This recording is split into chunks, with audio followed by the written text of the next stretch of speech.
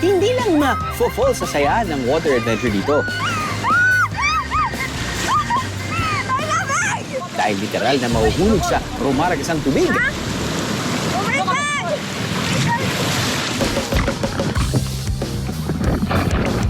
Kuya! Nalaglag!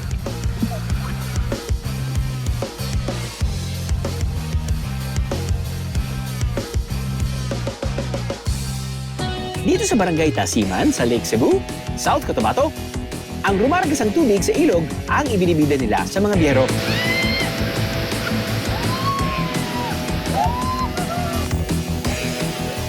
Kung akala nyo ako na ang pinakagay na biyero, nagkakamali kayo.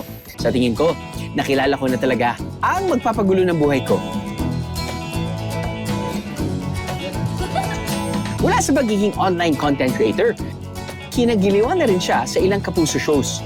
Humanda ka ng mabasa, Nean Basa, aka Bangus Girl.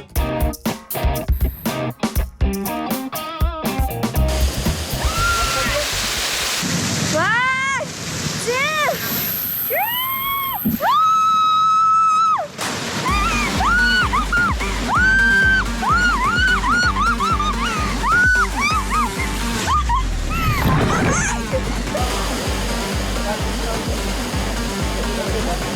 Naging tubig, malamig ang tubig. let's go! Woo! Nasa 30 to 45 minutes ang activity na to. Saglit lang, di ba? Sisiw. Muni-muni muna habang kalmado pa ang paligid ng Sipaka River. Dating sa malalaking bato, dito na kayo mapapatanong, bakit yung ginagawa to? Woo! Woo! Woo! Woo! Ayan na! Woo!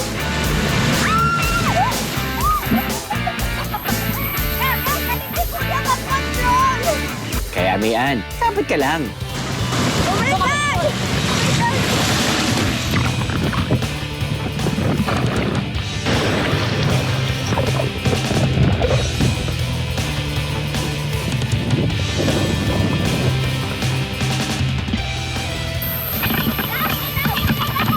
Sabi naman sa'yo, kapit lang.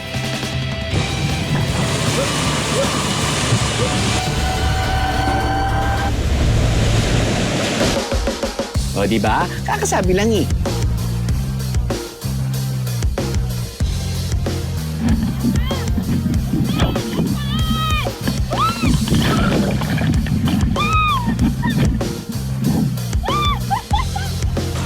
Kung ako ay medyo nonchalant, itong si Mayan, may boses pa kaya pagkatapos namin dito?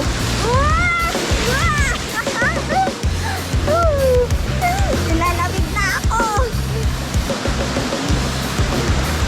Napatay tayo ng 850 meters, 22 minutes. Oh, kaya pala parang nabitin pa ako mga kapuso. Wah! Hindi nakakabitin siya dahil sobrang saya dahil Yes po. hindi mo ala. Kailangan rin ka talagang ano eh, kahit na may guide ka, Yes. kailangan maging hyper alert. Yay! Woo! Woo! Dahil mas kilala sa Lake Cruise ang South Cotabato, itong water tubing ang ibinibida nila para sa mga turistang naghahanap ng adventure. Basta raw maganda ang panahon, pwedeng ma-enjoy ang water tubing dito. For 350 pesos, pwedeng na rin ma-experience yan. Sa probinsya ng South Cotabato, kabilang ang munisipyo ng Lake Cebu. Hango sa katutubong wika ng mga Tiboli ang Cebu, na ang ibig sabihin ay lawa. Ang Lake Cebu ang pinakamalaki. Pero bukod sa nagagandahang lawa ng lugar na ito, ito ang sikat na talon dito na pwedeng masilayan ng mabilisan lang. Lumipad na parang si Superman. Testingan nga natin yan. Larga, bro.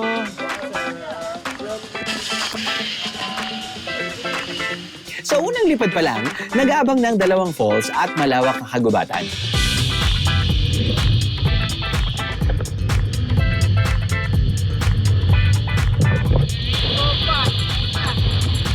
Feel na feel ang paglipad na parang superhero dahil 2 station ng zipline dito. Kinakailangan lumipat para makita ang iba pang mga talon. Kaya ang mga biyahero na sumubok nito, kahit na nalula sa una, larga pa rin. Doon din kasi ang daan pabalik. Habang chill akong nag-e-enjoy sa unang zipline, ang kasama nating bisita na si Mayan, aka Bangus Girl, parang nagdadalawang isip. Hindi naman ginakulbahan ka, ma'am. Hindi ka makulba kasi. Ma'am na. Basta safe ako, Oo, Uncle. safe ka dali. Ilan na edad mo, ma'am? Ilan? Lord! First time? Ma'am, dahil ka na ma'am. Wala akong hahawakan. Wala mo nakakaptan.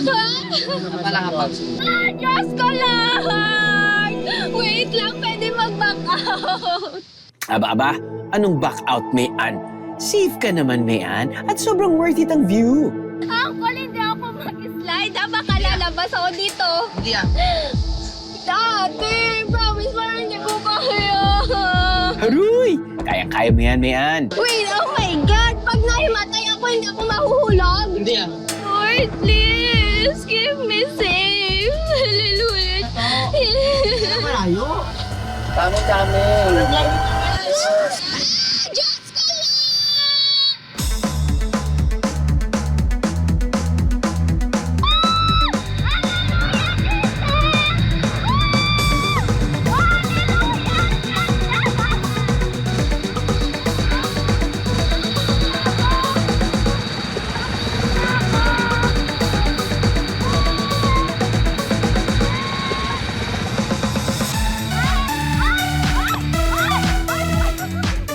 Akala ko babagsak. Grabe. Okay lang sa'yo, ma'am. Naiyak yun, ma'am. Grabe, ay takot ko. Punasan na ang luha, Mayan. Tara na agad sa pangalawang zipline. Alright. Very good. Thank you for coming, sir. Thank you, guys. Thank you po. Bye-bye po.